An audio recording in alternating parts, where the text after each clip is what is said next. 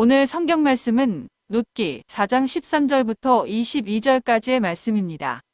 이에 보아스가 룻을 맞이하여 아내로 삼고 그에게 들어갔더니 여호와께서 그에게 임신하게 하심으로 그가 아들을 낳은지라. 여인들이 나오미에게 이르되 찬송할지로다. 여호와께서 오늘 내게 기업 물을 자가 없게 하지 아니하셨도다. 이 아이의 이름이 이스라엘 중에 유명하게 되기를 원하노라. 이는 내 생명의 회복자이며 내 노년의 봉양자라. 곧 너를 사랑하며 7 아들보다 귀한 내 며느리가 낳은 자로다 하니라. 나오미가 아기를 받아 품에 품고 그의 양육자가 되니 그의 이웃 여인들이 그에게 이름을 지어 주되 나오미에게 아들이 태어났다 하여 그의 이름을 오벳이라 하였는데 그는 다윗의 아버지인 이새의 아버지였더라. 베레스의 계보는 이러하니라. 베레스는 헤스론을 낳고 헤스론은 람을 낳았고 람은 암미나답을 낳았고 암미나답은 나손을 낳았고 나손은 살몬을 낳았고 살몬은 보아스를 낳았고 보아스는 오벳을 낳았고 오벳은 이새를 낳고 이새는 다윗을 낳았더라.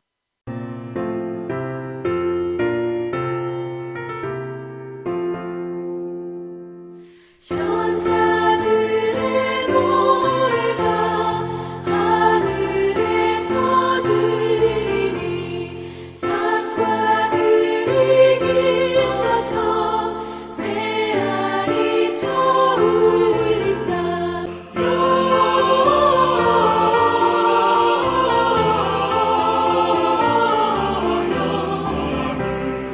높이 계신 주께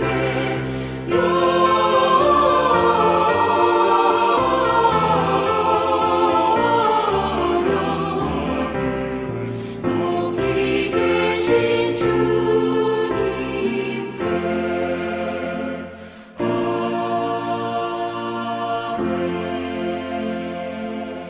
메리 크리스마스. 룻기서에 나타난 성탄을 함께 나누어 보려고 합니다. 룻기서의 내용은 간단합니다. 남편 엘리멜렉과 아내 나오미 그리고 말론과 기론이 살다가 흉년이 들어서 이제 살 길이 좀 막막해지니까 그 모든 재산을 다 처분하고 모압이라고 하는 이국 땅에 이민을 갔습니다.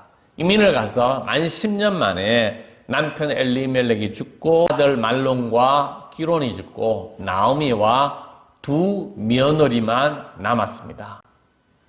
근데 10년 후에 이 베들레헴에 풍년이 들었다고 하는 이야기를 듣고 다시 나오미가 타향살이 10년 만에 다시 고향으로 돌아가려고 합니다.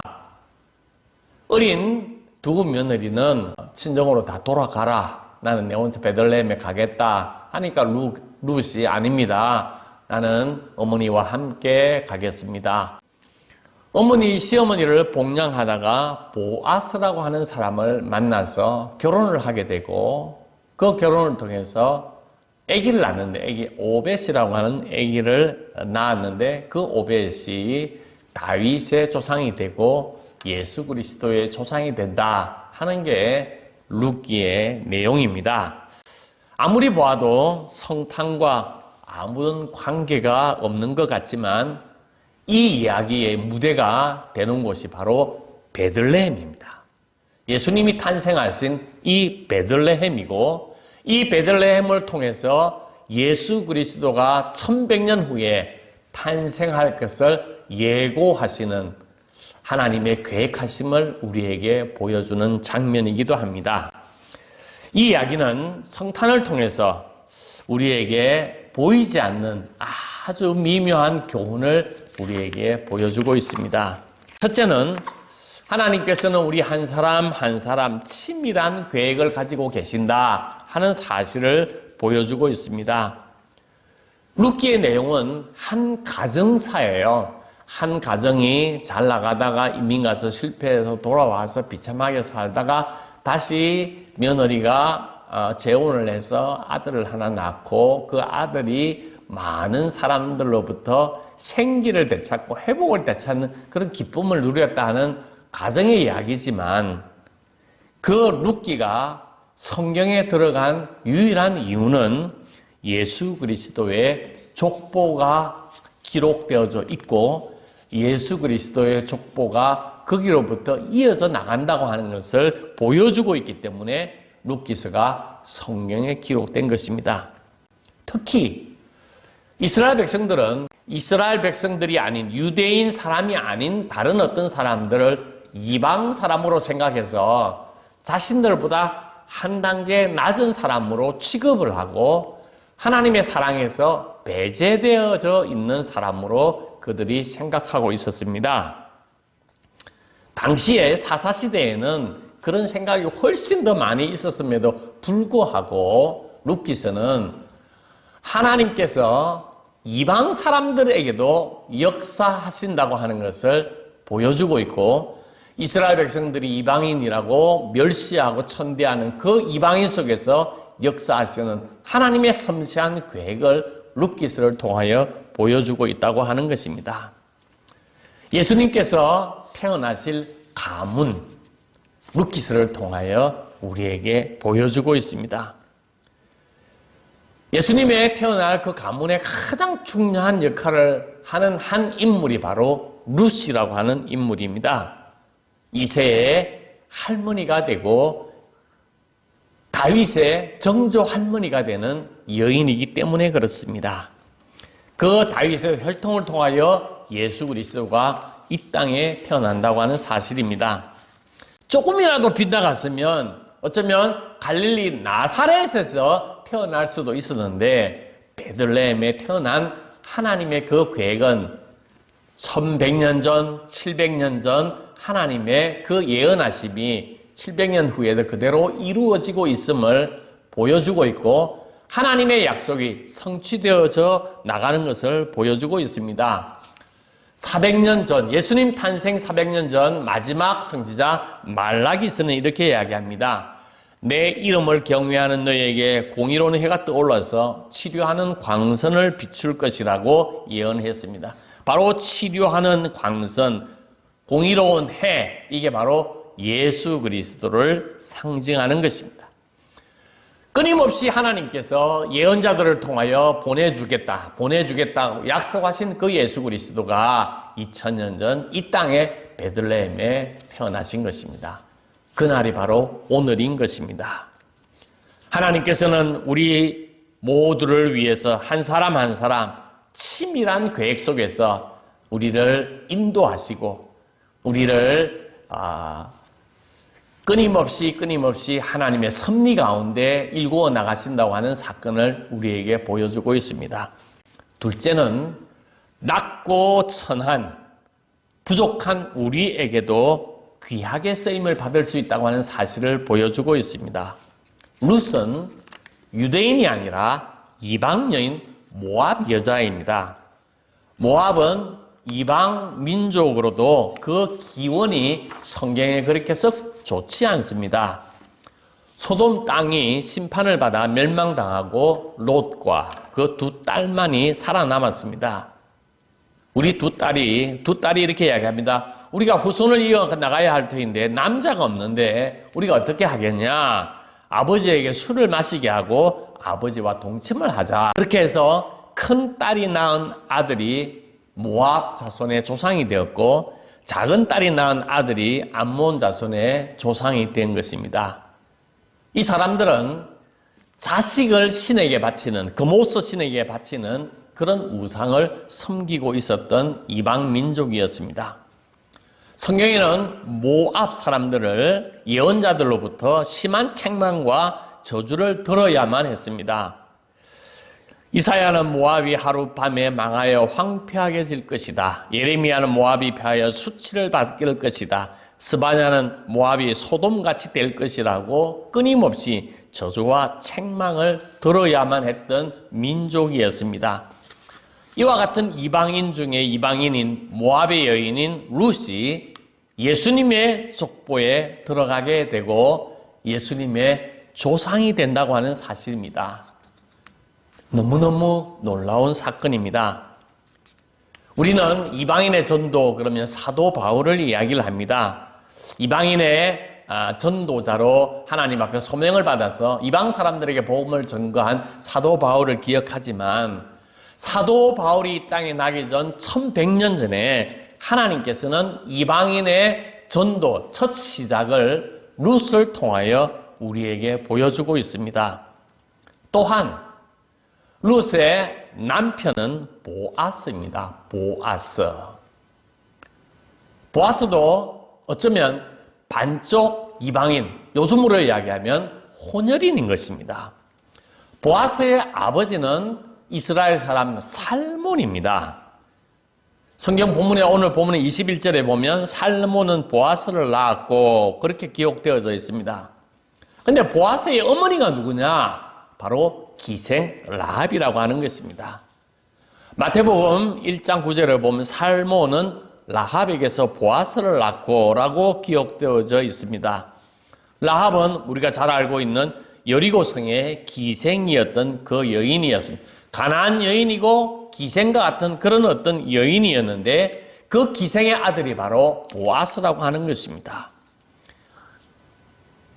보아스도 하나님 앞에 설 때에 세상 사람들이 볼 때는 기생의 자식이요 혼혈인이고 이스라엘 사람들이 아닌 사람이었지만 성경에 보면 보아스는 철두철미하게 하나님의 말씀에 순종하고 이삭을 남겨서 가난한 이웃들에게 주고 또 그들과 함께하는 모든 노동자들에게 하나님의 말씀대로 휴식을 주고 그들에게 안식을 주는 장면을 바라다 보게 되면 보아스는 혼혈인이지만 하나님의 말씀에 철두철저하게 살아가는 믿음의 사람이었다 하는 것을 룻기스를 통해서 보게 되는 것입니다.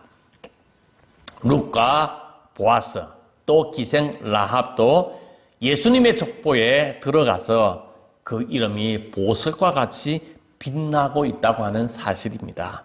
이방 여인 룻과 라합도 예수님의 족보에 들어가 그 이름이 보석과 같이 빛나고 있습니다. 우리는 때로는 참 보잘것없는 존재야. 나는 별 볼 일 없는 존재야 하는 생각을 할 때가 있습니다. 오늘 우리가 보잘것없는 존재야 그렇게 생각할 때마다 오늘 이 말씀을 통하여 하나님이 우리를 들어 사용하시면 우리가 귀한 존재, 보석과 같은 존재가 된다고 하는 것을 보여주고 있습니다. 이방 여인 그리고 또 남편을 잃고 시어머니를 따라 객지에 흘러 들어와서 남의 밭에 가서 이삭을 주워다가 시어머니를 복양하며 고달프게 살았던 룻도 예수님의 조상이 되었다고 하는 사실, 그리고 그 남편 보아스의 어머니 라합도 가나안 여인이었고 기생이었지만 하나님 앞에 쓰임을 받을 때에 예수 그리스도의 족보에 들어간다고 하는 사실, 성탄의 이 아침에 하나님께서 우리를 더 귀중히 여기시고 우리를 더 크게 사용하신다고 하는 사실을 깨달아서 나는 하나님의 사랑을 받은 존재이구나. 나는 예수 그리스도의 십자가 보혈로 크게 쓰임을 받은 하나님의 귀한 일꾼이구나 하는 자부심이 오늘 여러 가운데에 임하기를 주님의 이름으로 축복합니다. 마지막 세 번째는 룻과 함께 하셨던 하나님, 지금 우리와도 함께 하신다고 하는 놀라운 소식입니다. 룻은 참 어려운 가운데서도 묵묵히 하루하루 어머니를 복양하는 일을 자신의 사명으로 삼았습니다. 남편 말론이 죽고 시어머니를 따라 베들레헴에서 이게 살아가게 될 때 그 마음은 이루 말할 수 없습니다. 낯선 곳이고 낯선 풍습이고 낯선 사람들이 많이 있는 그 베들레헴에서 그 시어머니는 나는 나오미가 아니다. 나오미라고 하는 것은 기쁨이다, 즐거움이다 이런 뜻인데 나는 이제 나오미가 아니다. 나오미라고 부르지 마라. 나를 마라라 불러라. 나는 인생이 끝났다. 인생 실패자다. 괴로운 인생을 살아가는 사람이다 하는 뜻으로 부르라고 이야기를 했습니다. 하나님이 나를 괴롭게 하셔서 나는 이렇게 되었다. 심한 자기 학대, 자기 포기, 자기 절망에 빠져 있는 사람이 바로 나오미였습니다. 그런 나오미를 룻이 끊임없이 친족의 밭에 나가서 이삭을 주워다가 먹이면서 시어머니를 봉양하는 것입니다. 하루하루 연명하는 기근의 현실 속에서 얼마나 어두운 그림자가 그곳에 있습니까? 그런데 하나님께서 함께 하셔서 그 가정에 빛을 비추어 주셨습니다. 빛을 비추어 주시니까 신랑을 얻게 되었고 많은 사람의 축복을 받게 되었고 나오미도 생기를 얻게 되었다고 하는 것입니다.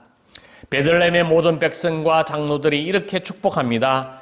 우리가 증인이 되나니 여호와께서 내 집에 들어가는 여인으로 이스라엘의 집을 세운 라헬과 레와 두 사람과 같이 하시고 내가 에브라스에서 유력하고 베들레헴에서 유명하게 하시기를 원하며 여호와께서 이 젊은 여자로 말미암아 내 상속자를 주사 내 집이 다말이 유다에게 낳아준 베르스의 집과 같게 하시기를 원하노라. 그러면서 아들 오벳을 낳았습니다.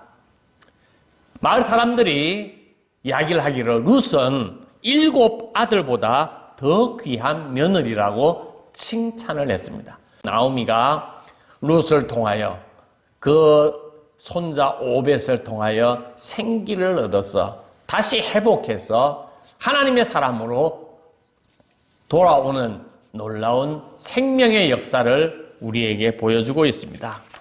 하나님의 사랑이 임할 때에 어둠이 물러가고 우리 안에 빛이 들어오게 된다고 하는 것입니다. 그 빛으로 말미암아 우리는 영원한 생명을 바라다 보게 된다고 하는 것입니다. 예수 그리스도의 오심의 성탄은 어두움이 빛으로 변하는 사건입니다. 어두웠던 각자의 처지와 형편 그리고 마음이 예수 그리스도의 성탄으로 말미암아 밝아지고 새로운 희망의 빛을 바라다 보는 은혜가 임하기를 주님의 이름으로 축복합니다. 성탄을 통하여 여러분과 우리의 모든 생명이 하나님의 귀한 사랑으로 하나님의 귀한 생기로 회복되어지는 아름다운 역사, 전 인류의 생명이 회복되어지는 역사, 온 인류의 생명이 회복되어짐으로 말미암아 하나님을 찬양하고 하나님 앞에 영광을 올려드리는 거룩한 시간이 되기를 간절히 소망합니다. 하나님과 연결되어져 있고 하나님의 사랑 안에 거하고 있다고 하는 것을 느끼기만 한다면 하나님께서 우리를 붙들어 주시고 하나님께서 우리를 통하여 큰 일을 행하시고 우리가 어떤 어려운 가운데서도 하나님이 함께 해주신다는 것을 알게 될 때 우리는 낭망하지 아니하고 끊임없이 하늘의 소망을 바라다 보게 된다고 하는 것입니다. 지금도 하나님은 여러분과 함께 하십니다. 그게 바로 임마누엘의 약속입니다. 예수 그리스도의 오심으로 말미암아 임마누엘의 역사를 우리에게 눈으로 보여주셨습니다. 하나님이 우리와 함께 하심을 보여주시려고 그 사랑을 확인시켜 주시려고 친히 이 땅에 예수 그리스도를 보내어 주신 것입니다. 주님이 여러분과 함께 하십니다. 사도 바울이 로마로 압송되어 갈 때에 광풍을 만나게 됩니다. 배를 타고 가다가 광풍을 만나게 되는데 배 타고 있는 모든 사람들이 벌벌 떨고 있을 때에 사도 바울은 떨지 않았습니다. 그리고 이렇게 외칩니다. 여러분 안심하십시오.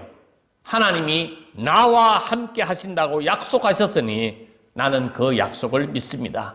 그 약속이 이루어질 것입니다. 여러분 안심하십시오. 두려워하지 말라고 이야기를 합니다. 어떤 상황 속에서도 임마누엘의 하나님을 믿고 두려워하지 말고 안심하는 여러분들이 되기를 간절히 소망합니다. 하나님이 우리와 함께 하시는 그 임마누엘의 신앙을 가지고 이번 성탄절에 하나님의 평안과 하나님의 위로와 어둠 가운데서도 하나님의 빛을 바라다보는 정말로 복된 성탄절이 되기를 주님의 이름으로 축복합니다. 아멘.